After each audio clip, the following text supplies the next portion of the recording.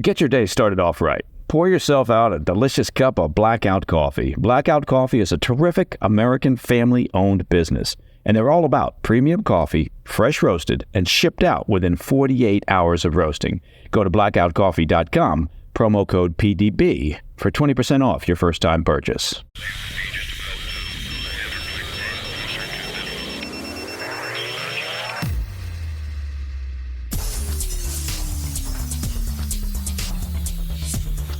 It's Monday, 30 September. Welcome to the President's Daily Brief. I'm Mike Baker, your eyes and ears on the world stage. Let's get briefed. The body of Hezbollah leader Hassan Nasrallah has reportedly been recovered days after he was killed in an Israeli airstrike. Today, we'll break down how the IDF successfully targeted and eliminated the terror leader in a bunker buried 60 feet beneath Beirut. Later in the program, we'll look at Iran's response to the death of their top proxy leader, including warnings of revenge against Israel. Plus, we'll have details on a pair of U.S. airstrikes that killed 37 members of the Islamic State in Syria this past week. And in today's Back of the Brief, Vice President Kamala Harris traveled to the southern border on Friday, a move that's being met with a combination of skepticism and mockery by America's Border Patrol Union. But first, today's PDB Spotlight. Medical sources have told Reuters that the body of Hezbollah leader Hassan Nasrallah has been recovered from the rubble following Friday's Israeli airstrike that killed him and several other senior leaders of the terror organization. According to the report, there were no signs of injuries on his body, indicating that the terror chief was killed from the blunt force of the explosion. Today, we're learning more about the operation that led to Nasrallah's demise. According to a report in the Wall Street Journal, Nasrallah and several of his top lieutenants gathered on Friday in the terror group's main underground command center, buried more than 60 feet beneath the surface of southern Beirut. According to sources familiar with the group's discussions, the leaders were meeting to discuss, among other things, their frustration that Iran was restraining Hezbollah from responding more forcefully to the Israeli attacks. Israeli intelligence learned about the meeting just hours before it occurred. Prime Minister Netanyahu gave the green light for the strike while in New York, shortly after declaring before the UN General Assembly that his nation would not accept a, quote, terror army on its northern border preparing to carry out another 7 October-style massacre. Israel's Air Force ultimately hit the bunker with approximately 80 tons of bombs. According to a senior Israeli military official, the attack used a series of timed, chained explosions to penetrate the underground command post. A number of other senior officials were killed alongside Nasrallah, including Ali Karaki, the commander of Hezbollah's southern front. Karaki was responsible for the terror group's military activity in South Lebanon. Also killed were the head of Nasrallah's personal security unit, as well as one of his senior advisors. Israel says in total more than 20 Hezbollah members were killed in the strike that took out the Hezbollah chief. Now, capping off a devastating week for the group's leadership, the IDF announced on Sunday that it eliminated yet another senior Hezbollah leader, Nabil Kaouk, the deputy head of Hezbollah's Central Council. Hezbollah confirmed his death, making him the 7th senior Hezbollah leader slain in Israeli strikes in recent days. Despite the losses to its leadership, the group has continued its rocket attacks on northern Israel, launching several barrages on Saturday and Sunday. One important detail to note here is the U.S. response to the strike. While the U.S. and Israel often coordinate on major operations, American officials, including Secretary of Defense Lloyd Austin, have stated that they were not given any prior warning about this one. Though they haven't publicly criticized Israel, there appears to be some frustration within the White House regarding the operation, which is pushing for a ceasefire and de-escalation. One unnamed U.S. official told Axios that while Nasrallah has blood on his hands, oh really, there's a thought, the Biden administration doesn't see how Israel's, quote, whack-a-mole approach will address the larger strategic picture. Now, perhaps the Biden administration could explain how a ceasefire that leaves intact the Iranian-funded and resourced Hamas and Hezbollah, that would somehow address the larger picture. A ceasefire essentially guarantees more of the same. You're putting a Band-Aid on a sucking chest wound. You're not dealing with the bigger picture. You're just kicking the can down the road. Another official told the outlet, quote, Nasrallah was a bad guy, there's an understatement, but it is frustrating that the Israelis are doing this without consulting us and then ask that we clean up when it comes to deterring Iran. Really, end quote. Seriously? Which Biden administration official imagines that they've somehow been deterring Iran? They've spent 4 years appeasing the Iranian regime in the hope that they can magically bring them into the community of nations. This is, in part, why the Iranian proxies have felt emboldened.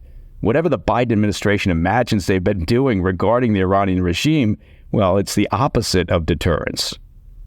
All right, coming up after the break, we'll examine Iran's response to the death of one of its key players in the region and a pair of U.S. airstrikes that killed at least 37 members of the Islamic State in Syria.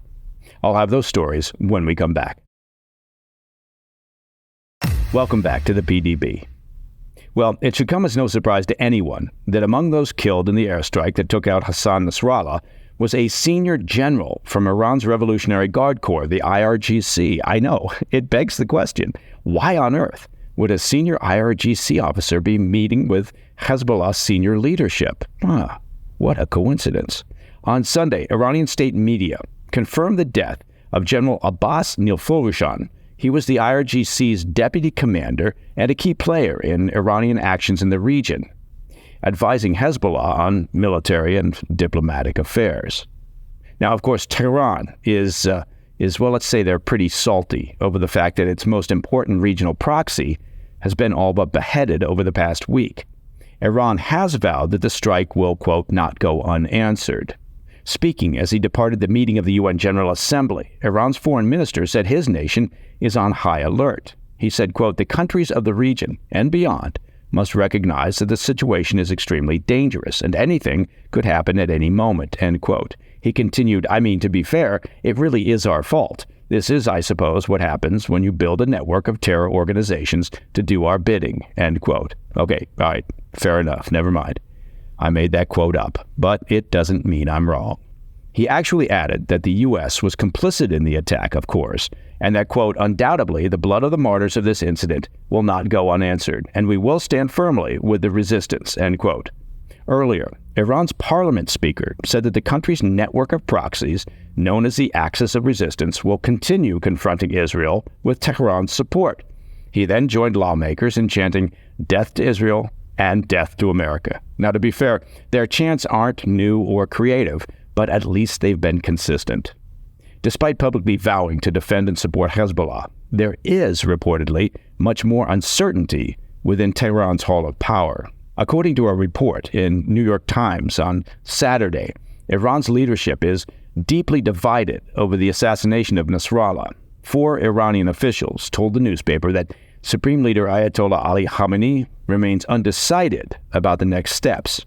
The report claims that conservative factions in Iran are pushing for a powerful response, possibly even a direct strike on Israel. On the other hand, moderates, that's a relatively loose term, within the leadership are advocating for caution. The report detailed that news of Nasrallah's death caused a wave of shock and concern in Tehran, with some senior figures, either in private or during urgent meetings, speculating that Israel could potentially target Iran next, with Supreme Leader Khamenei as a possible target. Amid rising security concerns, Khamenei was relocated to a secure site on Saturday, where he vowed retaliation for Nasrallah's assassination. Despite being described as, quote, deeply shaken by the loss of his close ally, sources said Khamenei remained composed and called for an emergency session of the Supreme National Security Council at his residence. During the meeting, divisions arose over how to proceed. Newly selected President Masoud Pezeshkian, however, was reportedly against launching a preemptive strike on Israel, fearing that it could trigger a broader regional conflict.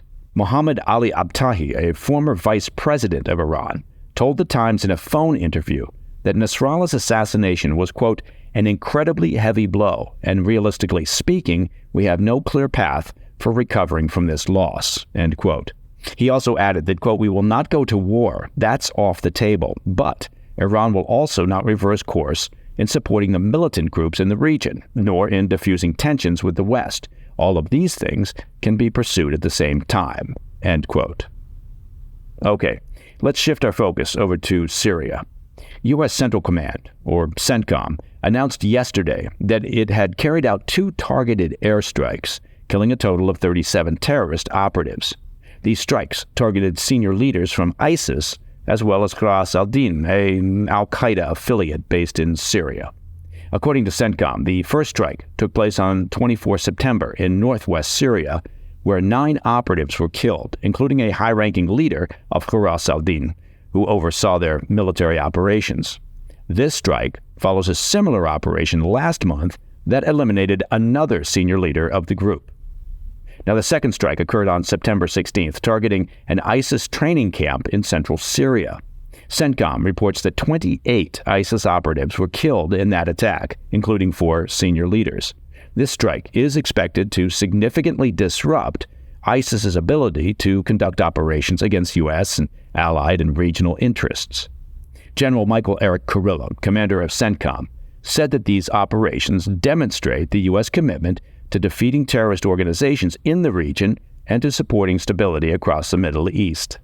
Now, one of the reasons that I wanted to draw attention to this story is because it shows that the fight against ISIS and al-Qaeda are ongoing. The groups are still very active in the region, especially in Syria. Our ability to observe and carry out attacks against them are, in large part, tied to our presence in Iraq, and that's a presence which is now, after 10 years, officially set to end. According to senior U.S. officials, the U.S. military plans to conclude its mission in Iraq by the end of 2026, transitioning into a new phase that will likely see a significant reduction of American troops in the country. This process will occur in 2 stages, with the counterterrorism mission, Operation Inherent Resolve, ending this month, but continuing in a transitional capacity until at least September 2026, when the mission is expected to formally conclude. However, Washington expects to maintain some military presence in Iraq to continue combating global terrorism, though officials have not provided details on future troop numbers or the specifics of the transition. Currently, there are approximately 2,500 U.S. troops stationed in the country. All right, coming up in the back of the brief, Vice President Kamala Harris displayed her acting chops on Friday, taking on the role of a border hawk during a rare trip to the southern border. Unfortunately, not everyone was buying the act. I'll have the details when we come back. In today's back of the brief, Kamala Harris took a trip to America's southern border on Friday, and that's her first in 3 years. During her visit, she sounded almost hawkish on the issue, calling for tighter asylum restrictions and vowing to make stopping fentanyl from entering the U.S. a top priority. Oh, now we're going to work on it. In a speech delivered to Customs and Border Protection officials in the town of Douglas, Arizona, Harris outlined her plans to fix what she called America's broken immigration system, saying, quote, "I will take further action to keep the border closed between ports of entry. Those who cross our borders unlawfully will be apprehended and removed and barred from re-entering for 5 years." She added, quote, "We will pursue more severe criminal charges against repeat violators, and if someone does not make an asylum request at a legal point of entry and instead crosses our border unlawfully, they will be barred from receiving asylum," end quote. Now, apparently, the Harris campaign team wants America to forget that Harris has been the vice president for the past 4 years and that she and the White House could have been doing exactly what she now claims she'll do if elected. It's almost as if politicians and their campaign strategists believe that Americans are stupid.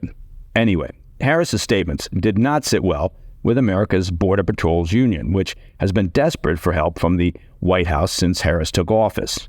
In a series of tweets, the National Border Patrol Council blasted the vice president. The group wrote, quote, "Vice President Harris has ignored the border problem she created for over 3 years. She goes down there for 20 minutes for a photo op and decides to repeat some of the things that the National Border Patrol Council has said before. But again, where has she been the last 3.5 years?" End quote.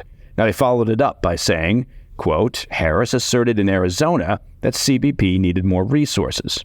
We have apprehended over 8 million illegal immigrants over the last 4 years, and now you realize we need more help 38 days before the election," end quote. It's worth noting that the union did endorse Trump in 2020 and tweeted earlier this summer, before Harris became the Democratic nominee, that it, quote, will never endorse Biden. This was, as mentioned, Harris's first trip to the southern border since a 2021 visit to El Paso, Texas.